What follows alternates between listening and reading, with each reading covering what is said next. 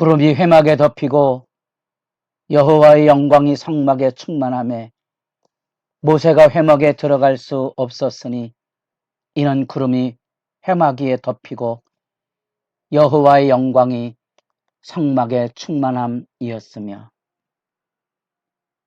새벽을 깨우는 거룩한 기도자 여러분, 주님을 만나는 일에 영광이 날마다 마음의 새로움이 되어 말씀과 기도로 엎드려지는 여러분의 새벽 사역이 주 안에서 진정 복되기를 소망합니다. 오늘 우리가 읽어갈 말씀은 히브리서 9장 1절에서 10절까지의 말씀으로서 우리 은혜 보좌 앞에 담대히 나가는 4장 14절에서 16절까지의 말씀을 따라 예수 그리스도의 대제사장, 이 예수 그리스도의 대제사장에 대한 의미 중에 가장 중요한 것은 하나님이 지금 우리와 함께 하신다는 거지요. 우리가 하나님의 우편 보좌에 열려진 은혜 보좌 앞에 나가게 되는 그 길을 여신 예수님의 사역을 지금 논증하기 위해서입니다. 우선 논증의 흐름을 이해하셔야 됩니다. 지금 히브리서의 기자들은 사람들에게 조롱거리가 되어 사자밥으로 죽어가는 비참한 현실에 나뭇대기에 달려서 기름칠을 당하여 가로등처럼 불태워 죽어가는 처절한 신음소리 속에 믿음을 유지할 수 있을까 하는 절박함에 히브리서의 말씀을 듣게 되는 겁니다. 히브리서를 쓰는 입장에서, 히브리서를 듣는 입장에서 2000년 전으로 돌아가서 과연 생생한 그 말씀 앞에 우리도 고난을 견뎌갈 수 있을까, 이런 입장에서 이 사역을 이해하셔야 됩니다. 등 따시고 배부른 현실에 앉아서 히브리서를 이해할 수 있다고요? 왜 믿음에 떠내려가지 않도록 조심하라는 이야기, 왜 그 얘기가 눈물 나는지를 아셔야 됩니다. 우리가 부딪히는 신앙의 현실 안에는 우리의 작은 머리로 헤아릴 수 없는 절박한 시련과 고통과 아픔을 넘나들게 돼 있습니다. 기가 막힐 수렁과 웅덩이지요. 이길 수 있는 사람은 복됩니다. 한 걸음 더 나아가 그 현실을 믿음 안에 받아들이고 죽을 수 있는 사람도 복되다는 거지. 그 생명줄, 믿음의 생명줄 예수를 아는 겁니다. 그래서 멜기세덱에 대한 논증을 5장, 6장, 7장에서 하고요. 이제 8장에서 새 언약으로서의 대제사장 사역, 그것을 이제 설명해 나가고 있습니다. 말씀이 읽혀지지 않으면 믿음이 세워지지 않습니다. 많은 사람들이 교회를 다닌다고 예수 믿는 것처럼 말하지만 교회를 다니는 게 믿음을 보증하는 게 아니고요. 예수 십자가의 영광을 경험하고 이 땅의 삶의 자리 안에 묵묵히 자기 십자가를 지고 행복한 주 따름을 걸어가는 그 믿음의 진실이 믿음의 보증입니다. 지금, 오늘, 어쩌면 새벽에 이 기도의 영적인 전투에 참여하는 생명을 건 결단이 없이는 의미를 이해하지 못할 겁니다. 우리가 살아가고 있는 이 믿음의 삶의 자리는 예수님의 십자가로 열려졌다는 사실을 기억하시고, 주님의 십자가는 과거로 끝난 사건이 아니고 바울이 골로새서 1장 24절에 말한 것처럼 그리스도의 남은 고난, 의미를 잘 이해하셔야 됩니다. 그리스도의 십자가의 고난 사역은 완전한 충족의 사역입니다. 근데 왜 남았다고 그랬을까? 우리가 각자가 지금 짊어지고 가야 될 삶의 자리 안에 믿음의 분투를 요구하는 그 의미입니다. 우리가 부모로서 자녀를 기르는 일에 생명을 쏟아붓듯이 우리가 그리스도 안에서 은혜를 받았으면 주님의 교회, 사역이 아니고 사람을 살리고 돌보는 일에 생명을 쏟아 부어야 되는 거지. 뭐가 생각납니까? 진정한 죄 용서가 없이는 불가능한 겁니다. 사랑할 수 없습니다.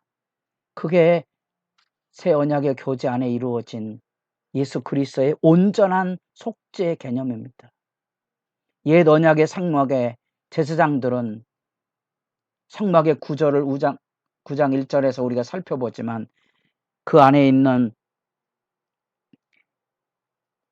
성서와 지성서와 그 안에 있는 번제단, 물두멍, 금향로, 등잔대, 진설상, 그 안에 있는 언약궤, 우리가 이렇게 성막을 통하여 예수님의 사역을 지금 상기하고 그런 의미들이 성취되었음을 기억하며 옛 언약의 성막을 살펴보며 짚어가고 있는 겁니다. 여러분이 기도할 때 이 성막의 구조는 좋은 기도의 기반이 되고 길잡이가 됩니다. 오직 동쪽으로 난 하나의 문으로만, 오직 예수 그리스도 안에서 이루신 그 순종의 길을 통하여서 번제단의 피의 속죄가 드려지고 진리의 등불이 비춰지고 기도의 향이 열려지며 생명의 양식이 있어 하나님께 가는 그런 방식들을 가지고 기도의 자리로 나아가셔야 할 것입니다. 유익합니다. 그러나 한 가지 더 먼저 생각할 것은 성막이 뭐냐는 거예요.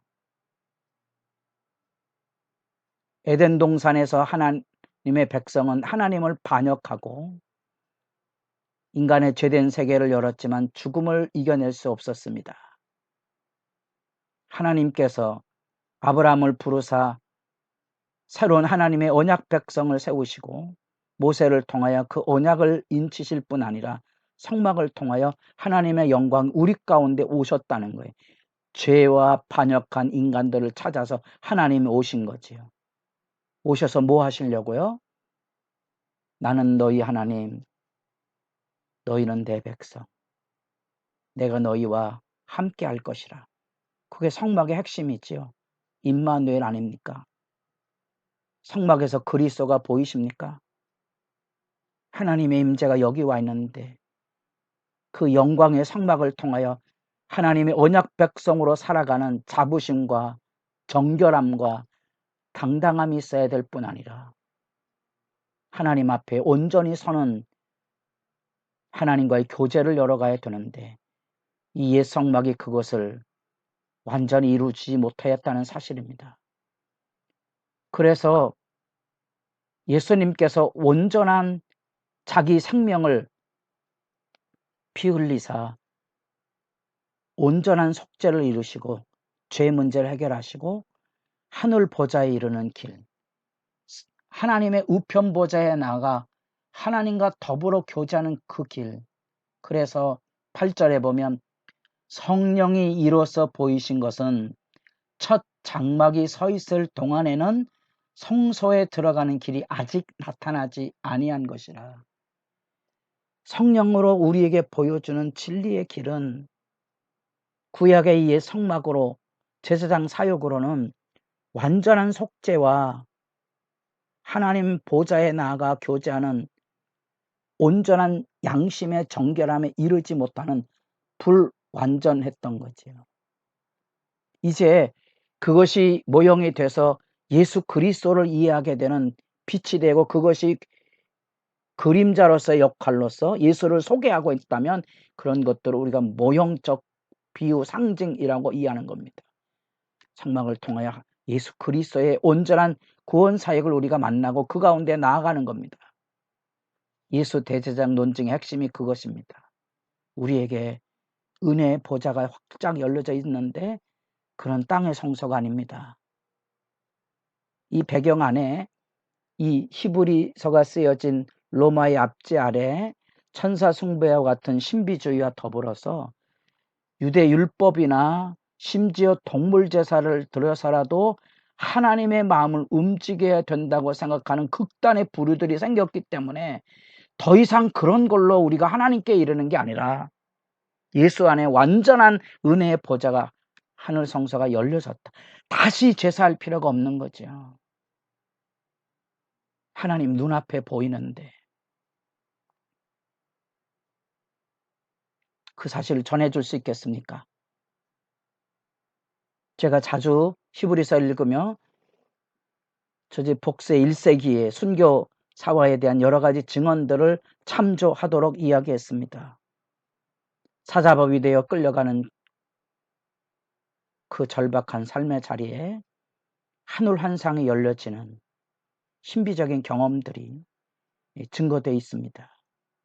여러분, 우리가 살아가며 지금까지 지내온 삶의 자리 안에 하늘문이 열리는 영광을 여러분도 고백하며 증언하며 예수 믿고 따르십니까? 교회를 섬기며 사람만 보았습니까? 하나님이 거기 계심을 만났습니까? 하나님 이야기를 해줄 수 있어야 됩니다. 에덴에서 잃어버렸던 하나님과의 교제가 모세를 통한 언약을 통하여 하나님의 임재를 보였지만 그것은 모형적이고 한시적이다. 그래서 구약의 성막과 제사장을 통한 예수 묵상을 우리가 9장에서 살피면서 지금 9장의 논증이 그겁니다.